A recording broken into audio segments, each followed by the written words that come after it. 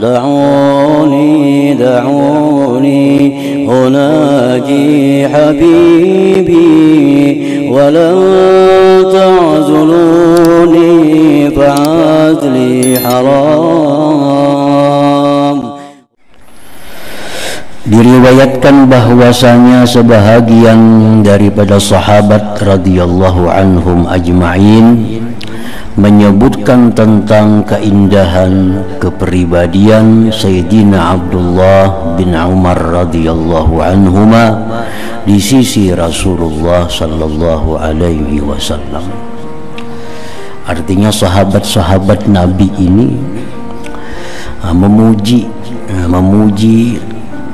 Abdullah bin Umar di hadapan Rasulullah sallallahu alaihi wasallam.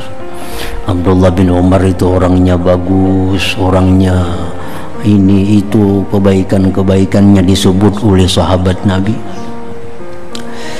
Lalu baginda Rasulullah bersabda, ni'mar rajul huwa law kana yusalli bil lail. Artinya jar Nabi, Abdullah bin Umar itu sangat baik orangnya, apalagi kalau beliau bangkit sembahyang di waktu malam. Ni'mar rajul huwa law kana yusalli bil lail. Ujar Nabi itu bujur, Abdullah bin Umar itu orang yang sangat baik. Law kana yusalli bil lail, jikalau dia sembahyang di malam hari. Nah, jadi di sini artinya Rasulullah sallallahu alaihi wasallam menganggap orang itu baik apabila orang itu sudah bisa sudah mampu untuk sembahyang di tengah malam itu. Kayak kita berilmu, kita sosial, kita berbuat baik macam-macam, tapi kalau kita belum bisa untuk bangun sembahyang di tengah malam, itu masih belum lengkap kebaikan kita. Sebab jar Nabi apa? Ni'mar rajul huwa law kana yusalli bil lail. Abdullah bin Umar itu sebaik-baik laki-laki jikalau dia sembahyang di tengah malam.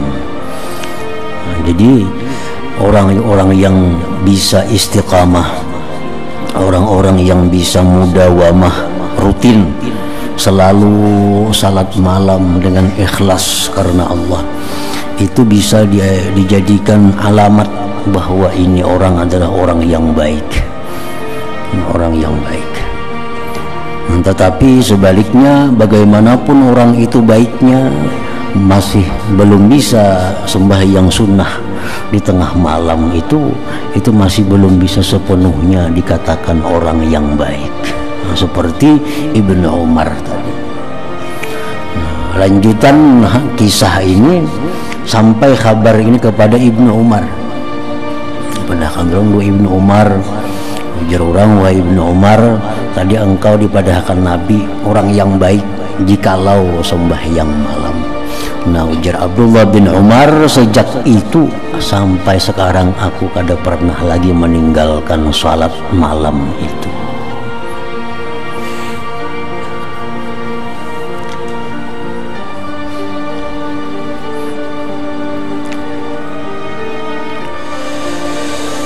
Memang perkataan Imam Al-Hasan Al-Basri radhiyallahu anhu bahwa untuk melazimi mengistiqamahkan salat lail itu sulit kalau kita masih ada punya dosa-dosa yang besar di sisi Allah Subhanahu wa ta'ala.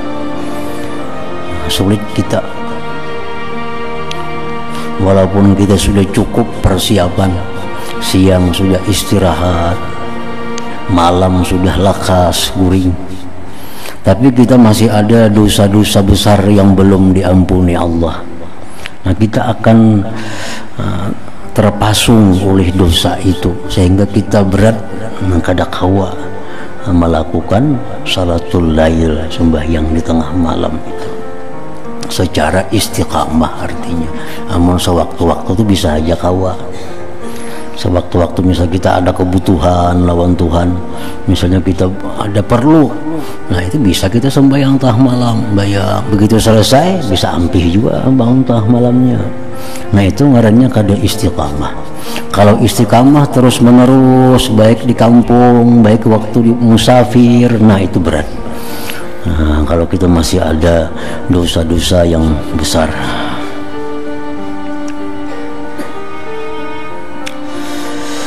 Dan Rasulullah sallallahu alaihi wasallam pernah berkata kepada salah seorang sahabatnya, "Ya fulan, la tuksirin nauma bil-lail. Fa inna kasratan naum bil-lail yad'u sahibah fakiran yaumal qiyamah." Wahai fulan, ya Nabi, janganlah engkau terlalu banyak tidur di waktu malam. Karena terlalu banyak tidur di waktu malam itu menjadikan seseorang fakir di hadapan Allah pada hari kiamat nanti. Nah, karena qiyamul lail ini ibadah yang paling bisa kita harapkan. Karena waktunya tengah malam, kada ada orang nang tahu. Jadi ibadah kita yang bujur-bujur murni semata-mata karena Allah itu diharapkan dari itu bangun malam.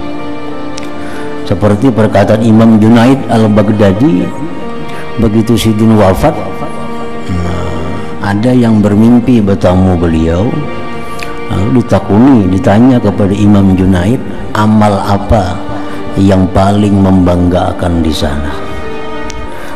Dijawab oleh Imam Junaid bahwa ilmu-ilmu yang kumiliki itu tidak memberi manfaat. Pelajaran yang kuajarkan kada aku dapati manfaatnya. Yang aku dapati manfaatnya itu di sini hanya beberapa rakaat sembahyang yang kulakukan di tengah malam itu.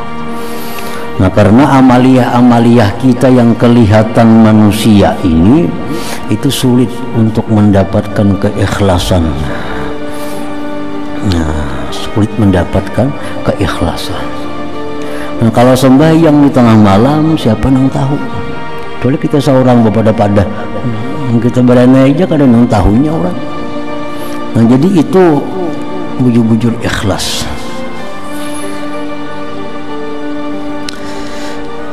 Jadi artinya sembahyang di tengah malam itu dalam tahap pemula ya kada perlu banyak, walau rakaatain 2 rakaat itu pun cukup. 2 rakaat sembahyang antara pukul 12 sampai subuh tuh, jam 1 kah, jam 2 kah, jam 3 kah, jam 4 kah, walau 2 rakaat. Nah, dengan adanya kita itu, maka kita sudah tergolong dalam golongan orang-orang yang qiyamul lail. Akan jar Nabi, sembahyang malam itu da'bus salihin, itu merupakan gawian orang-orang saleh. Sembahyang malam itu adalah da'bus salihin, gawian orang-orang saleh. Jadi kita bangun tengah malam umpat juga sembahyang 2 rakaat, kita tak kelompok juga, tak gabung juga dengan orang-orang yang saleh itu. Seperti apa yang dikatakan oleh Imam Ghazali, bacalah Quran walaupun beberapa ayat sehari supaya masuk dalam golongan orang-orang yang baca Quran.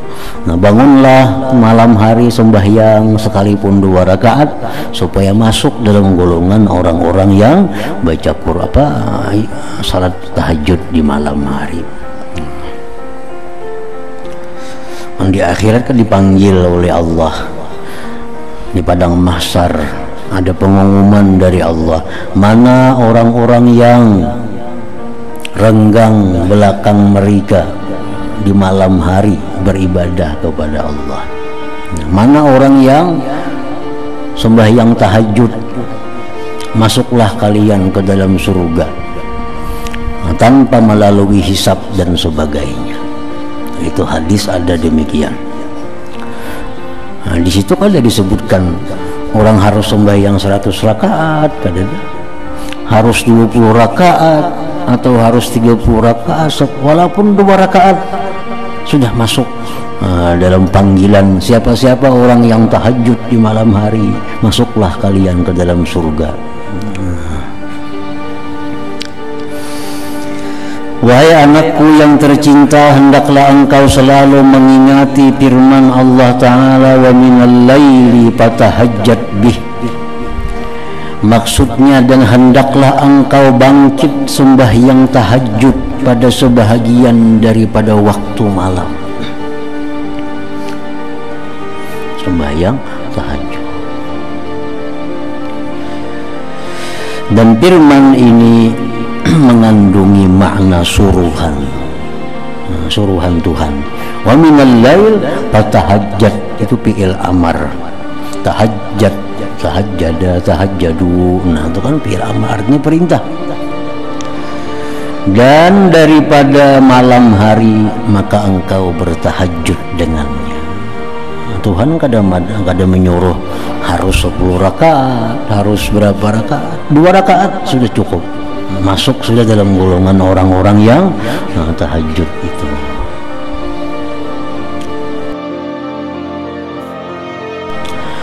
Dan firman ini mengandungi makna suruhan. Wabil ashari hum yastaghfirun, surat Az-Zariyat ayat 18. Maksudnya, dan di waktu sahur mereka senantiasa beristighfar akan Allah. Dalam firman ini mengandungi makna syukur. Makna syukur artinya makna pujian Allah kepada orang-orang yang di waktu sahur itu minta ampun kepada Allah. Memang waktu yang paling bagus untuk tobat minta ampun itu adalah waktu menjelang subuh.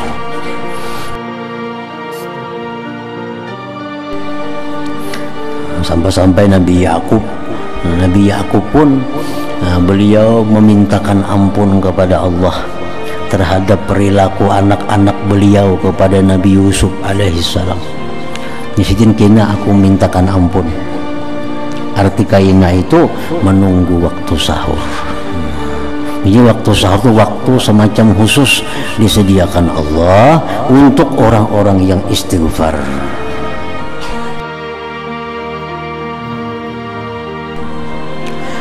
Dan firman-Nya lagi, wal mustaghfirina bil ashar. Maksudnya mereka yang berjaya itu ialah orang yang selalu beristighfar di waktu sahur. Dalam firman ini mengandung peringatan dari Allah bahwa kalau hendak jadi orang yang hebat, kalau hendak jadi orang yang mulia, maka di waktu sahur itu perbanyak istighfar kepada Allah Subhanahu wa Ta'ala. Terima kasih Anda telah menyaksikan ceramah dari Kiai Haji Muhammad Bahid. Semoga bermanfaat dan jangan lupa subscribe, like, share, dan komen.